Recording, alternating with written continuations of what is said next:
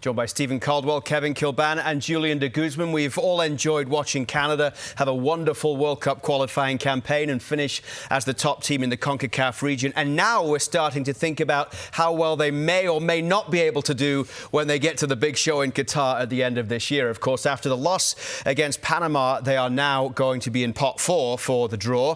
So that throws up a number of different permutations, but we've put our heads together and tried to come up with a best and a worst case scenario for Canada from the draw. So let's go first, Stevie, with the best case from the draw. OK, this is what we think the best case scenario might be for Canada. Obviously, pot 1, I think it's pretty clear that the host nation, Qatar, are probably the best draw for Canada, and hopefully I think it'd be pretty exciting if that was in the first game and the way that the draw might go.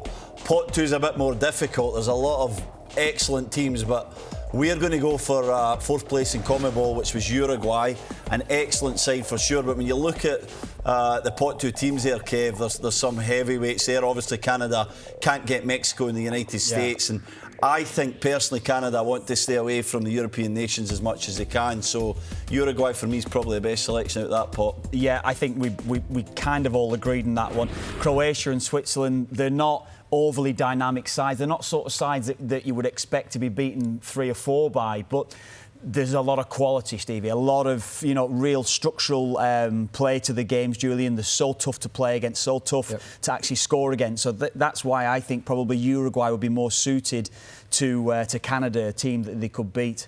Yeah, and I could think, Uruguay is probably the toughest out of that group, and, I'll take Uruguay any day out of those teams you saw in pot 2. Stay away from Germany, the Netherlands as well, and, you just want to have a chance to maybe have a run at getting the second spot, maybe first spot, but, definitely the Uruguay team for me, Luke, at the end of the day, was a team that we all agreed upon. There is some debate there in pot 3 about who they might want. Definitely want to stay away from Senegal as we see it there. I think maybe Morocco, and I'm thinking Poland, Kev. I know I mentioned that they probably want to stay away from the UEFA teams, but if there is going to be one, I don't want to see them face Serbia, but Poland for sure is maybe one that they can get past. Yeah, I totally agree. Serbia is the one I would want to avoid at all costs, because I think, and Senegal of course, but Serbia especially, I think they're a really talented team. Poland are a team I think they could beat, yes. The other thing to say about that is if you're picking Qatar from pot 1, then you can't have more than one team from that confederation unless it's Europe, which you can have 2. So that would then take Iran or Japan out of it in terms of those best case scenarios. So we'll see. If that's the best case scenario, then what's the worst, Kev? Where do Canada not want to see the draw go on Friday? Well, where do we start really on pot 1? We spoke about Qatar, that's the dream one, but Brazil, France, England, they're all such tough. Spain. Spain. We've gone with Brazil simply because, it's the glamour tie. They are the superpower of world football. They're the team that everybody wants to play, I would feel, really. Going on to Germany, Netherlands out of that pot 2 would have been it's such a difficult one to call, really, within those 2 teams. But Germany, how many World Cups have they won? Such a strong side. So, Jules, as I said, out of that pot 1 standings, we could have gone with a number of teams, but Brazil, just for the very nature of playing against Brazil in a World Cup, will be very, very difficult for them. Who doesn't want to play against Brazil, right? And I had the chance to play against Brazil and even score against them. Oh, I'd not heard about that, Jules. Is that right?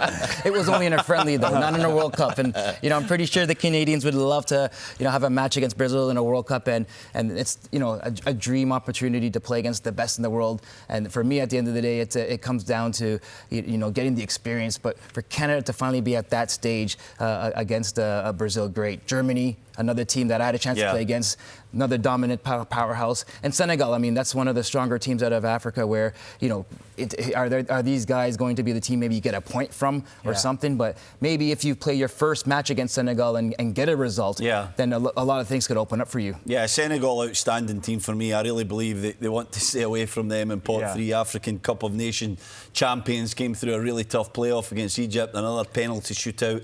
One of the best strikers in the world, Liverpool player Sadio Mane. So there's many things to like about Senegal, many top players playing at some of the top leagues in the world. So I would stay away from them. Pot 3 is an interesting one. Apart from that, there's some draws there I think might be decent, but Senegal are the best team there. I said Serbia top Portugal in qualification, real top class players, and a really good structured side as well. So I'd personally want to avoid Serbia as well.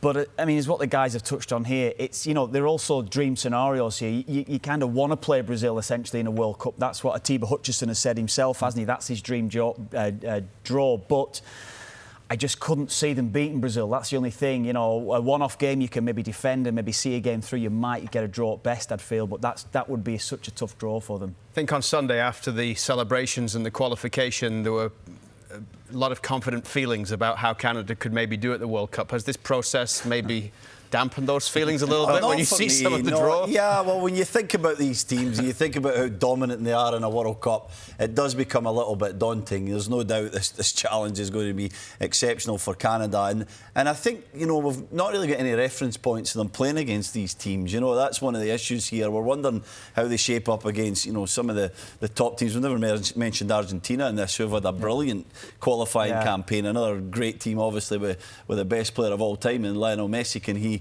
throw the years back and get performance out of it? So it's going to be exciting. I do believe if they play it tight and they try and counter-attack, it's probably going to be their best tactic. But let's enjoy the excitement and see how they get on in the biggest stage in the world. We will wait and find out who Canada will draw in the group stage of the FIFA World Cup when it takes place. The draw for that at the Doha Convention and Exhibition Centre on Friday.